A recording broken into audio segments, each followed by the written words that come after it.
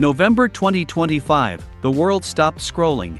For a split second, a heartbeat, everyone thought the king of pop had returned. 116 million views. In just 24 hours. More than Taylor Swift, more than Queen, more than anyone has ever seen for a single human performance clip. But the man behind the mask isn't a CGI ghost. He isn't a hologram. He isn't a trick of the light. He's flesh and blood. He's family. He's the nephew. Today, The Vault reveals how Jaafar Jackson pulled off the impossible and why the world may never be the same. I am Frank John, your host, and you are watching The Legend Vault. Here, we give you nothing but the absolute truth, backed by facts. If you want to witness our newest deep dive episodes and unlock the secrets of history, step into the vault right now. Hit that subscribe button and claim your key. Let's dive in. Born July 25, 1996, Jaafar Jeremiah Jackson, his father? Jermaine Jackson, one of the founding members of the most legendary musical family the world has ever produced. Think about what that means for a moment. Imagine growing up in a household where every birthday song is a reminder. Where every melody you hum in the kitchen gets compared to the greatest entertainer to ever walk this earth. The dinner table conversations, the holidays. The music that played through every wall of every room, all of it, always, pointing back to one man. And here's what the headlines never told you: Jaafar didn't want this at first. He wanted to be a professional golfer. He was building his own identity, finding his own voice, walking his own road.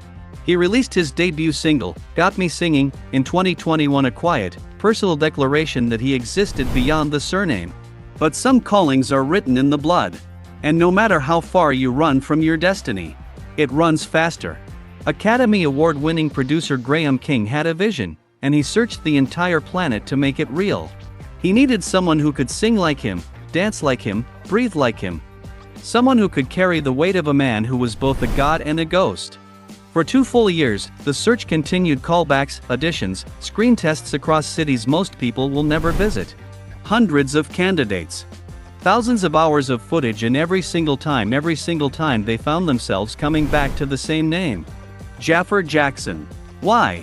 Because you cannot teach spirit, you cannot manufacture a soul, you cannot rehearse what runs through someone's veins. He was the only one, he was always the only one.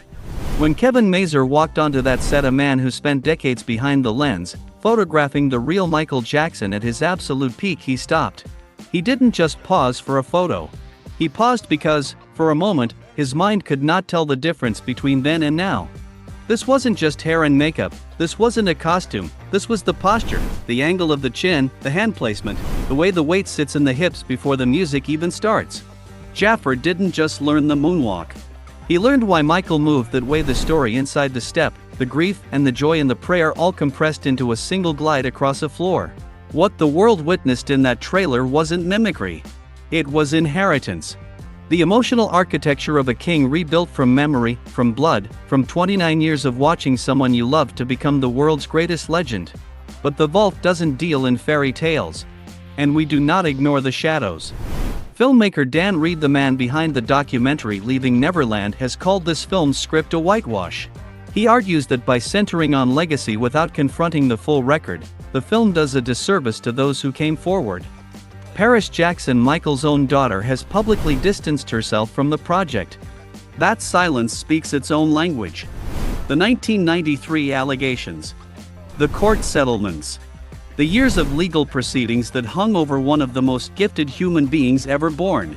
These are walls the film must climb, and not everyone believes it can reach the top.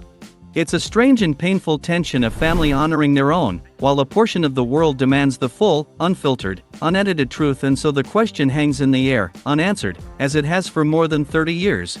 Can one movie hold both the magic and the trials?